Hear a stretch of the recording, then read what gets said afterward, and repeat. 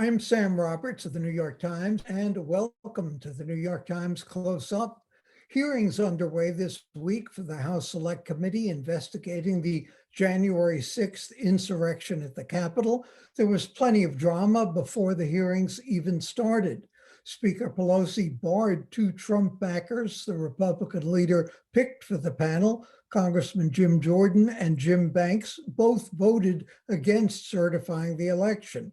Minority Leader Kevin McCarthy responded by pulling all the Republicans from the committee, but Pelosi appointed two Republicans to the panel, Representatives Liz Cheney and Adam Kinzinger, both of whom voted to impeach Trump. Both sides accuse the other of partisanship. Imagine that, partisanship in Congress. Ultimately, will the investigation be a political winner or a political loser for either side? Meanwhile, COVID is surging again, driven by the Delta variant and vaccine hesitancy and refusal. We're seeing at least 4 times as many cases this week than a month ago, and more than 99% of those are among the unvaccinated.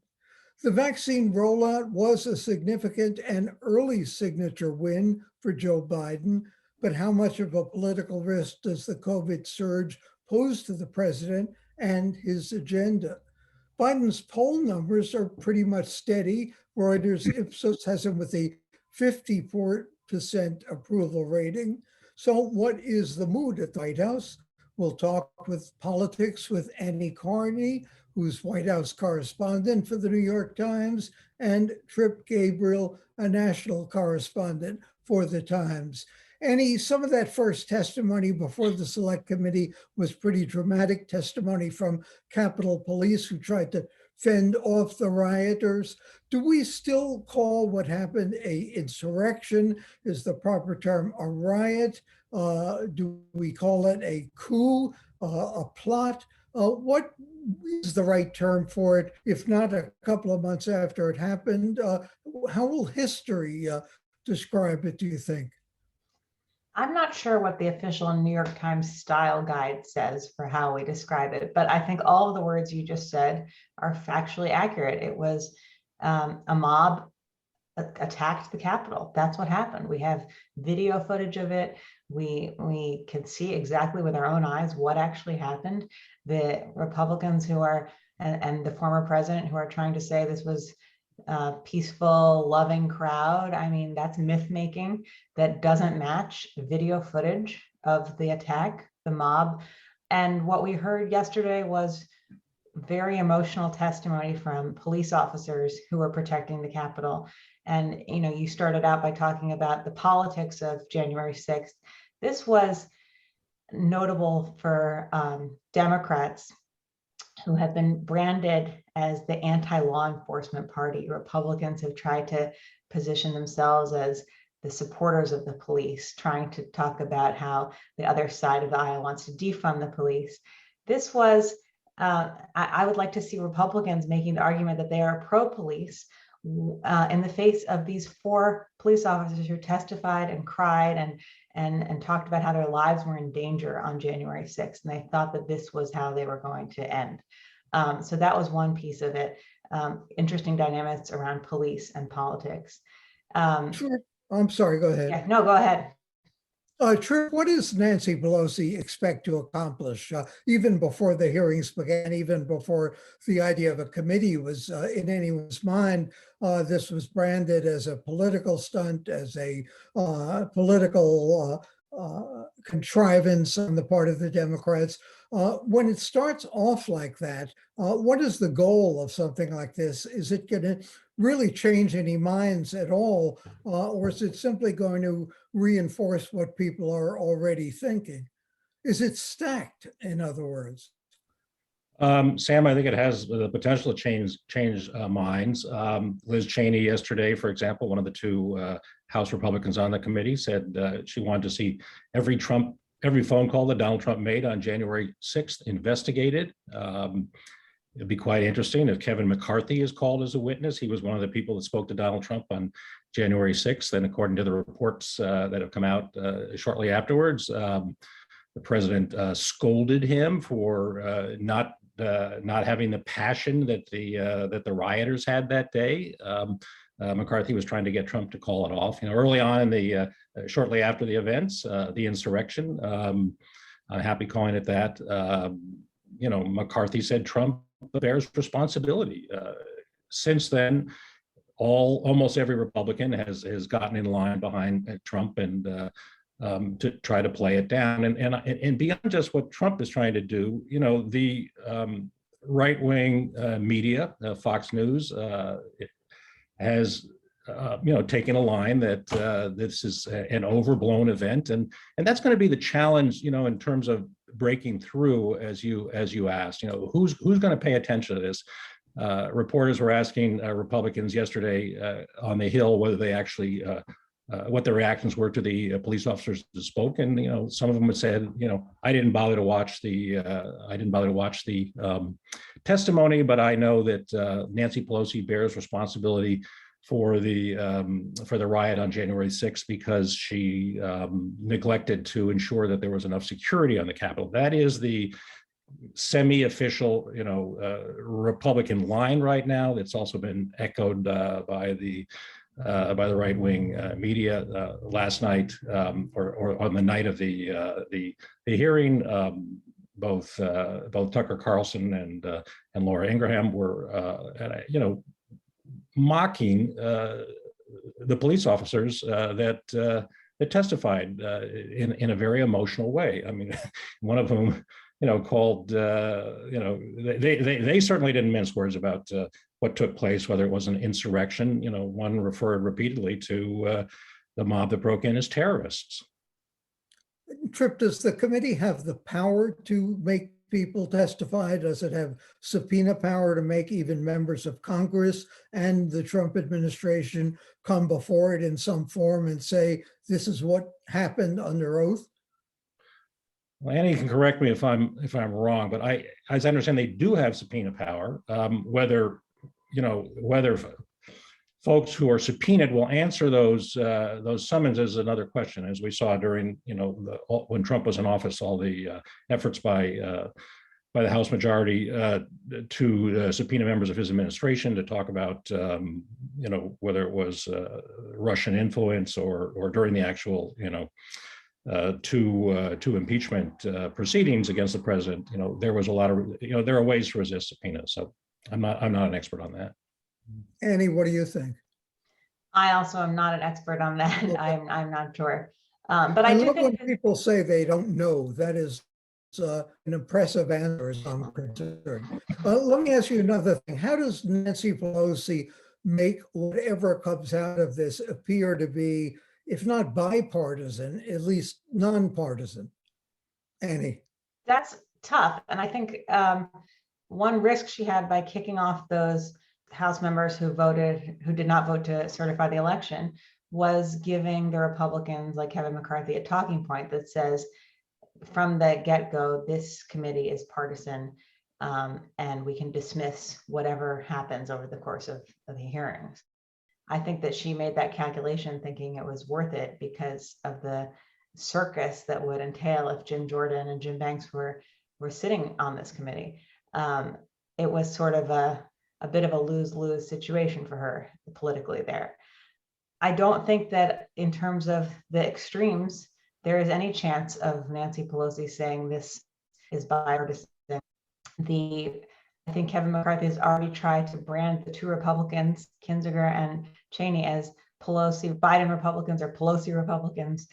But what we're talking about here is appealing to some middle voters who are not, hardcore Trump supporters or hardcore progressives or Democrats, something in the middle, who are watching these hearings, who are being reminded of the worst day of Donald Trump's presidency, of the lowest moment. This is likely not appealing to revisit for some voters who may be on the fence. How many of those there are, we'll see. But I don't think there's any chance of looking bipartisan in this Washington with these characters as our leaders in particular. Trip, let me ask you about the pandemic as well and the political implications about that. When can Joe Biden declare this a political winner for him? Uh, when do we declare the pandemic over, or with variants, is this going to go on indefinitely? And why are some people still, not some people, but a lot of people still resisting taking the vaccine? I understand some religious reasons. I understand some people for medical reasons who are just against vaccines in generally, but I don't know that that accounts for as many people as are not taking it so far. It's a complicated question. I mean, there are various groups of people that have resisted the vaccine. You know, Biden missed the goal that he set a few months ago to have 70% of Americans vaccinated by July 4th. If you look at the map of where vaccination rates are high and where it's low, there's almost a one-to-one correspondent, you know, at the county level between counties that voted for Donald Trump and counties that voted for Joe Biden. You know, from day one, the pandemic has been politicized primarily by Republicans, you know, going back to the earliest days when Trump was in office. Biden is, you know, is running his, you know, politically is running his administration based on shots in arms and jobs. And that's how he's going to be judged. That's how Democrats are going to be judged going into the midterms next year. I can't imagine. Jabs and jobs, I guess, right? Jabs, yeah, jabs and jobs. I can't imagine they're happy. You know, the White House is now masking up again. The House is going to require masks again. The federal government may announce shortly that all federal employees, 2 million federal employees, civilian employees, must be vaccinated or submit to tests. The VA has already made that announcement. New York City has made that announcement about its employees. You know, there's a macabre joke on the left that unvaccinated people are willing to die to own the libs. It's the flip side of Republicans last year, who sometimes said liberals were hoping for the pandemic to kill the economy to hurt Trump's reelection chances. And now, if the anti-vaccine behavior of red counties brings a new wave of cases, it could cast a shadow over Democrats' hopes for the midterms. Annie, what is the mood at the White House? Here, the president and certainly the Democrats were hoping this would be under control. Do they have any sense of a threshold as to when they can declare a pandemic under control, or does this look like something that's going to go on indefinitely? And are they really concerned that it is going to affect an economic recovery and a comeback? I think that there is concern. I mean, they have wanted to put the pandemic behind them. As Tripp said, this has been by far the priority 1, 2, 3, 4, and 5 of this administration is shots and checks. They had 1,000 people at the White House for a July 4th celebration, unmasked, trying to have a, you know, look how much progress we've made victory moment. And Jen Psaki in the briefing yesterday got a lot of questions about, was that a mission accomplished moment that was premature? And she didn't answer directly. Their line is that they've always said they're going to follow the science. They're masking up again because they're following CDC guidelines, but they risk Americans losing confidence in the CDC, who less than 3 months ago told them, if you're vaccinated, you don't need to wear a mask, and now is reversing itself and saying, actually, if you're vaccinated, you do need to wear a mask indoors in many parts of the country. Public health is all about messaging. It's all about public messaging. That's basically the whole thing. And this is mixed messages on some level. That it's true that the virus is changing and we are in uncharted territory. And what they said 3 months ago, we are in a different situation now. But this was their greatest achievement. Look at the rest of Joe Biden's agenda. Infrastructure, we don't know what's going to happen. It's teetering. Voting rights is not going to get passed in this divided Congress. Like, this was the economy and ending the pandemic were the main thing, and some infrastructure bill, we don't know what it's going to look like yet, were the main things he had to show for himself going into the midterms. And if the pandemic comes raging back, that takes away his main argument to Americans of this is why I should be leading the country right now. Trip, this is an impossible question or an impossible answer, but tell me in 1 minute or less, what is critical race theory? Sam, CRT is an academic framework that is used to help explain why there still is an unequal playing field for primarily Black Americans, and that it is based on a century of Jim Crow and slavery before that. And despite the advances of the civil rights era, there is still systemic racism in America. And it's something that ought to be addressed, in institutions. Well, that's a pretty good short answer. Good for you. Thanks to Trip Gabriel, Annie Carney of the New York Times for joining us. And coming up next, the battle over moving New York's homeless out of hotels and into shelters.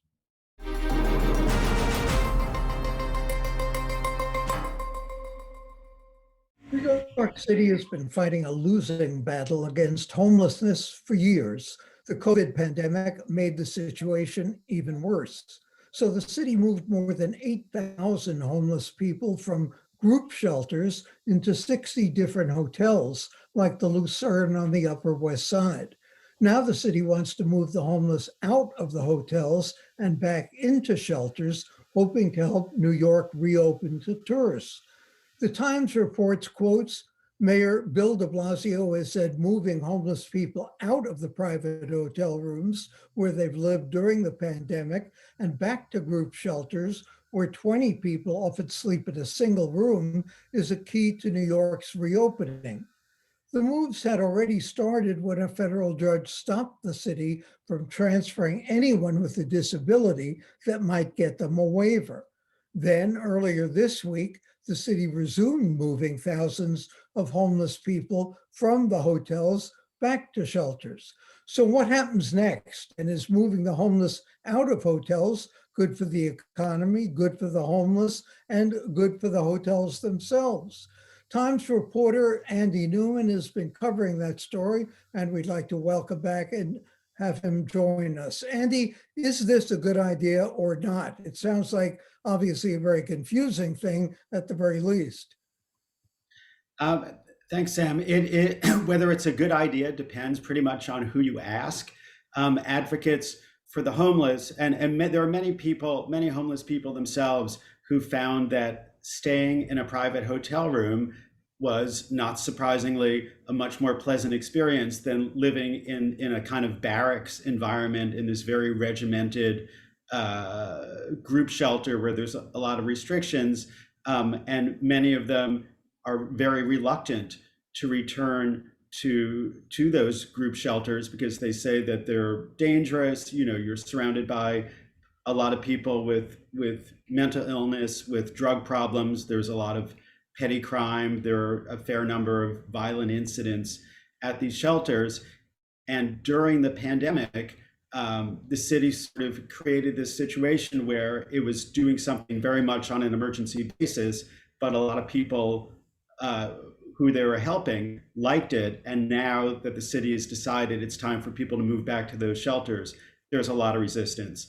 The mayor has said that that the group shelters are a place where homeless people can really get all the different social services they need. But there are shelter operators and there are advocates for the homeless who say that actually in the hotels things were fine.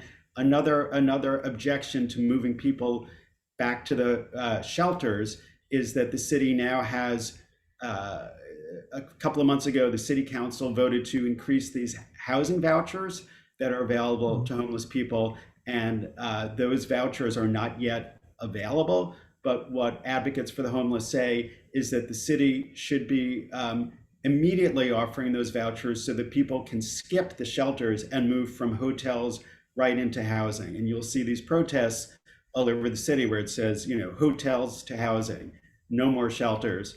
And this is sort of like this impasse. As long as the city obeys the judge's conditions on moving people back to the shelters, it can do it. And the mayor says we need to get people out of these hotels. There is a tremendous amount of opposition to a lot of the hotels, which are kind of clustered in Midtown Manhattan.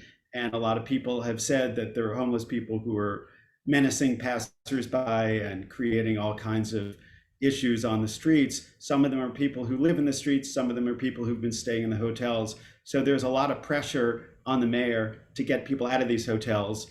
And it just kind of keeps going back and forth. And this week, the city, after stopping for 2 weeks, restarted the process and started moving people back to the shelters.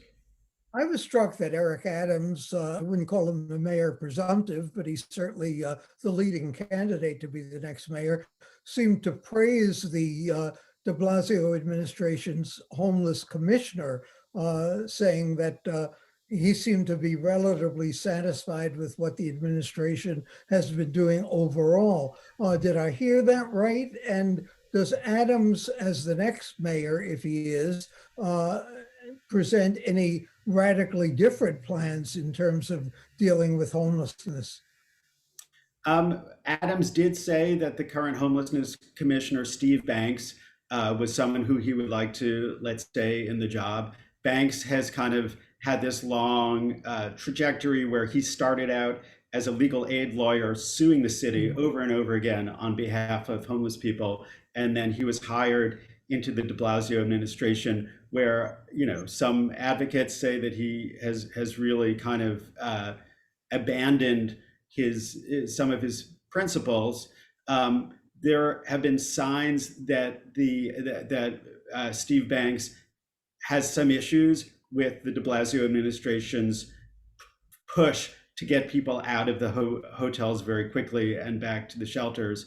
As far as what Adams would do that's different from de Blasio, there's not too much detail. He has not offered too much detail yet on whether his approach would be very different. One of the things that Adams was saying during the primary campaign was that he wants there to be more of, he is a former police officer, and he wants there to be more of a police presence in the subways, that, you know, like we want a cop on every train, not people just kind of standing around by the token booths. At the same time, and sorry, those statements by Adams have some advocates for the homeless a little bit leery. At the same time, Adams has talked about these kinds of longer term social services programs that seem to be aimed at really getting people off the street in the long run, as opposed to just kind of shoving them from one place to another, which is what it seems like the de Blasio administration is doing these days. You've looked at places beyond New York. Is anyone in a big city doing a better job at homelessness than New York is? Obviously, we've seen plenty of other problems around the country, San Francisco and elsewhere. We've got an enormous homeless population we've had through several mayoral administrations. Is anyone else doing a better job? Is there anything we can do differently, or is this simply a totally intractable problem?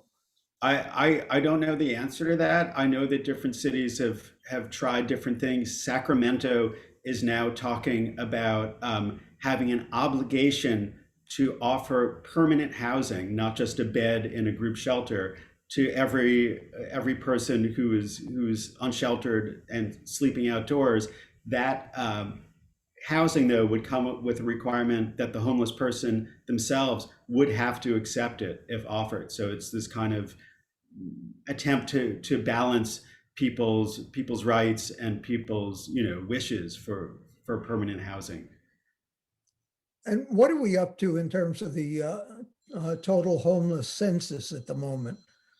That's another thing. It kind of depends on how you calculate it, but it is approximately 50,000 these days, and that is down from right before the pandemic, because a lot of there has been a drop in the number of families in homeless shelters, and that's kind of a whole other thing from these hotels. The hotels are just hotels for single adults.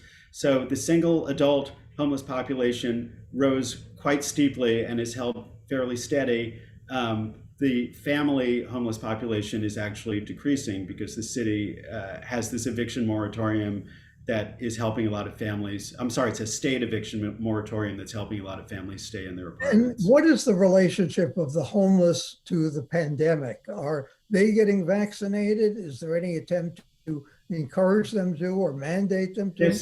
This is a very, very tricky subject. So because the city has a court-ordered right to shelter for anyone who's homeless, the city cannot force homeless people to get vaccinated as a condition of shelter. They are encouraging homeless people to get vaccinated.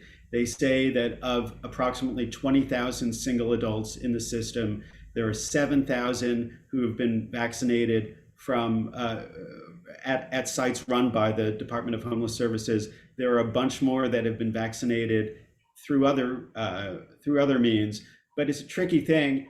People know that if they're vaccinated, they are more likely to get sent back to a shelter. And so there are people who are trying to who want to get vaccinated and are sort of trying to keep that status quiet. Very So complicated. very, very complicated system. Thanks to Andy Newman. We'll be on a brief hiatus until after Labor Day. Until then, for the New York Times and CUNY TV, I am Sam Roberts.